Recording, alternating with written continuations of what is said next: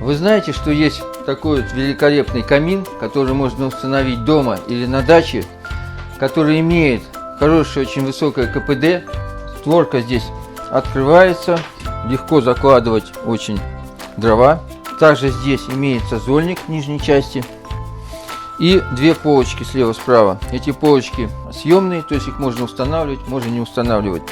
Мы привыкли, что камин — это маленькая такая печка, стоит в углу дома с маленьким стеклом. А бывают вот такие камины, которые можно поставить посреди комнаты, который будет обогревать практически весь дом. У него большая теплоотдача 10 киловатт, большое панорамное стекло, сюда можно положить много дров, очень хорошо обогревает, греет, проверено в наших сибирских морозах в минус 40 градусов. Он очень надежный, простой и очень хорошая у него теплоотдача за счет большого объема.